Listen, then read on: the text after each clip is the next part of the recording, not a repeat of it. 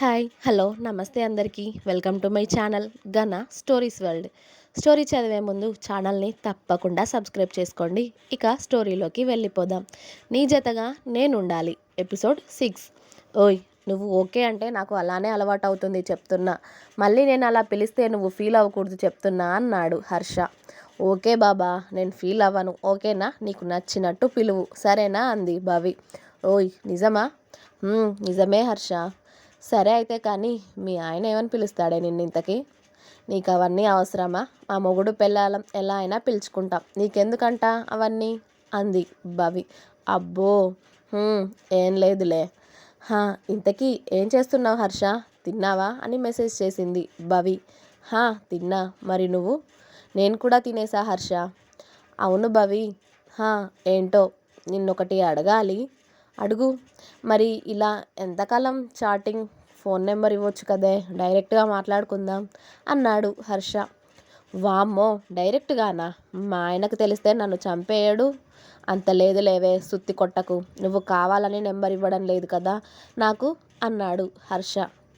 అరే, ఇలా చాటింగ్ అయితే తెలియదు కానీ డైరెక్ట్గా మాట్లాడాలంటే కుదరదు కదా హర్ష. ఇంట్లో అందరూ ఉంటారు కదా అంది భవి. హే పోవే, ఇంకా ఎన్ని రోజులు ఇలా చాటింగ్తోనే గడిపేస్తావు? నువ్వంటే నన్ను చూసావు కానీ నువ్వెవరో తెలియదు నాకు. నాకు కూడా నిన్ను చూడాలని ఉంటుంది కదా. ఉంటుంది, బట్ కుదరదు కదా హర్ష. ఇదిగో ఈ నకరాలే వద్దు అనేది. ఎందుకు కుదరదే? ఎందుకు కుదరదు? నువ్వు తలుచుకుంటే తప్పకుండా కుదురుతుంది కానీ నువ్వు ఒప్పుకోవు కదా సుత్తి మొహందానా అని యాంగ్రీ ఇమోజీస్ పంపించాడు హర్ష. అరే, నేను ఉన్నదే చెప్పాను కదా హర్ష అని. నిజం చెప్తే నీకెందుకు అంత కోపం వస్తుంది? చెప్పాను కదా ముందే నాకు పెళ్ళయ్యి పిల్లలు ఉన్నారు అని. అయినా నువ్వు నన్ను చూస్తే ఏంటి, చూడకపోతే ఏంటి చెప్పు. అరే, నా కోసం ఇంత మంచి అమ్మాయి, ఆలోచించే అమ్మాయిని నాకు చూడాలని ఉండదా అంటే? ఖచ్చితంగా నాకు నిన్ను చూడాలని అయితే ఉంది. నీకు పెళ్ళి పిల్లలు ఉన్నా సరే నేనేమి నిన్ను ఎత్తుకుపోను సరేనా? నువ్వు కంగారు పడి చచ్చిపో మాకు. జస్ట్ నిన్ను చూస్తాను అంతే. అది ఫోటో అయినా సరే. ఫోటో అయినా నేను పంపించాను. ఈ రోజుల్లో ఎవరిని నమ్మడం కుదరదు కదా హర్ష అంది భవి. నా మీద నమ్మకం లేదా భవి నీకు? ఆ నమ్మకాలు అపనమ్మకాలు అవన్నీ వద్దు హర్ష. చాటింగ్ చేస్తున్నావు కదా, అది చాలదా నీకు? ఇంకేంటి? నీకు మంచి చెడు ఏదో చెప్తున్నాను. నీ కెరియర్ కూడా సాఫీగా సాగిపోతుంది. ఇప్పుడు ఇవన్నీ అవసరమా నీకు? ఇవన్నీ అంటే ఏంటే? నేనేమైనా నిన్ను ఇబ్బంది పెడతాను అని అనుకుంటున్నావా నువ్వు? అలా అని కాదు హర్ష. పోవే, నిన్ను చూడాలని అంటే ఏదేదో చెప్తున్నావు. అసలు అయితే నాకు ఇప్పటికే నమ్మకం కుదరడం లేదు నీకు పెళ్ళి అయిందంటే. చెప్తున్నాను కదా, నేను ఎలా అయినా చేసి నీ గురించి తెలుసుకున్నాను అనుకో. నీకు పెళ్ళి కాలేదని తెలిస్తే మాత్రం చచ్చావే నా చేతిలో చెప్తున్నా. భవ్య మనసులో వామ్మో, వీడేంటి ఇలా మాట్లాడుతున్నాడు, నిజంగా నా గురించి తెలుసుకుంటే ఎలా అని ఒక నిమిషం ఆలోచించి అయినా ఎలా తెలుస్తుందిలే అని మళ్ళీ నార్మల్ అయిపోయి నేనైతే నిజం చెప్పాను కానీ నువ్వు నమ్మడం లేదు, ఇక నీ ఇష్టం అంది. అదే అదే తెలుసుకుంటానే, తెలుసుకున్న రోజు ఉంటుందిలే నీకు.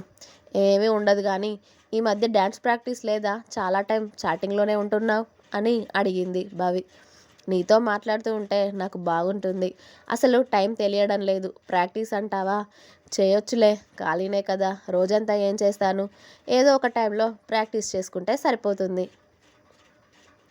అయినా నువ్వు ఒక్కసారి చూసి ప్రాక్టీస్ చేసినా చేయగలవులే హర్ష. నీ మీద నాకు ఆ నమ్మకం చాలా ఉంది. అసలు అంత బాగా ఎలా చేస్తావు హర్ష? నిజంగా పిచ్చెక్కిస్తావు తెలుసా నీ డ్యాన్స్తో.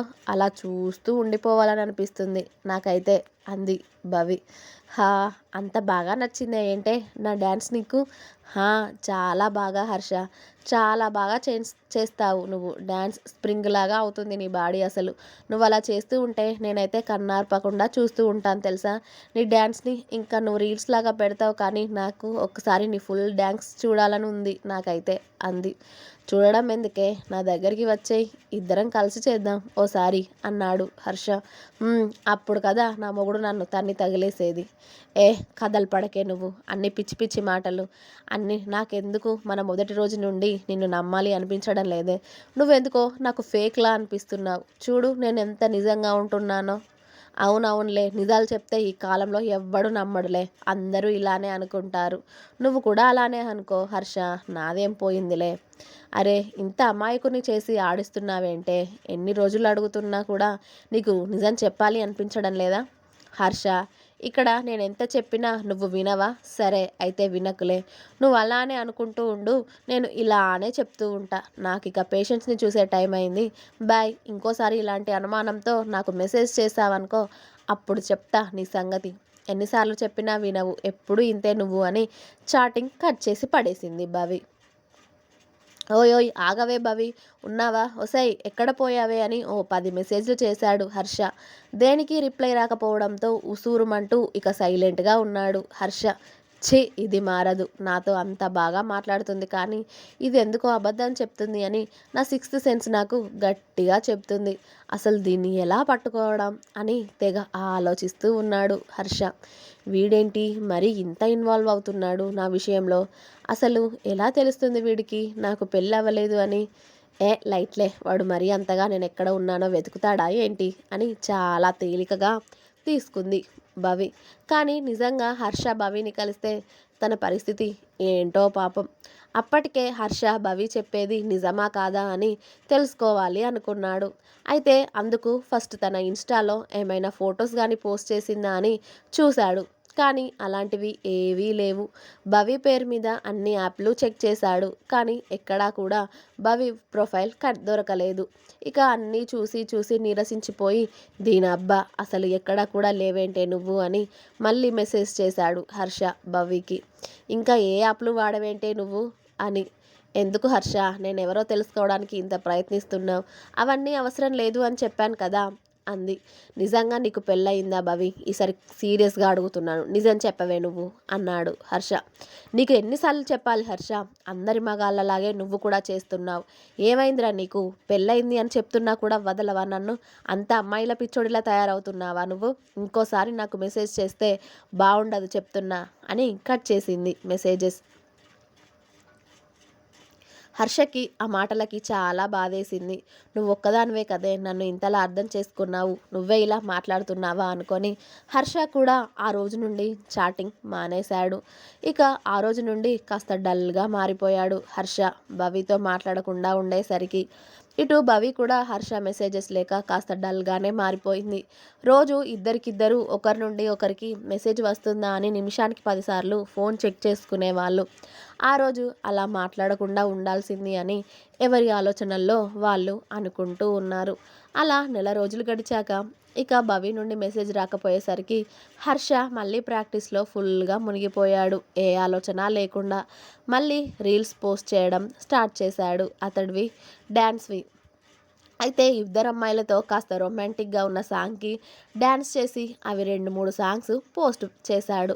హాస్పిటల్లో అప్పుడే షిఫ్ట్ అయిపోవడంతో తన స్కూటీ దగ్గరికి వస్తున్న భవి అప్పుడే ఫోన్ ఓపెన్ చేసి చూస్తుంది.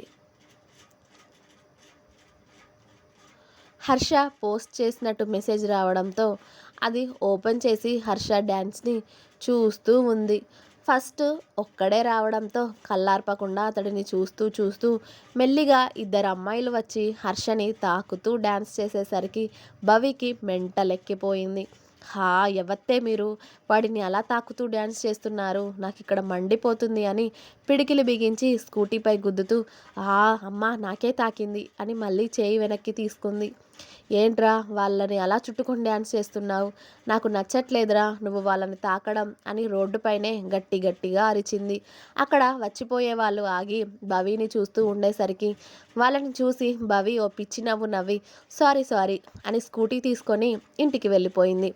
దారి పొడవున హర్షని నోట్లోనే తిట్టుకుంటూ, నేను మాట్లాడకపోయేసరికి వేరే వాళ్ళని తగులుకున్నావా ఏంట్రా అని చాలా చాలా ఫ్రస్ట్రేషన్ అవుతూ ఇంటికి వచ్చేసి స్కూటీ పార్క్ చేసి కాళ్ళను గట్టిగా నేలకి కొడుతూ ఇంట్లోకి వెళ్ళి ఫ్రెష్ కూడా అవ్వకుండా అలానే సోఫాలో బాసిం పట్టు వేసుకొని కూర్చొని ఉంది.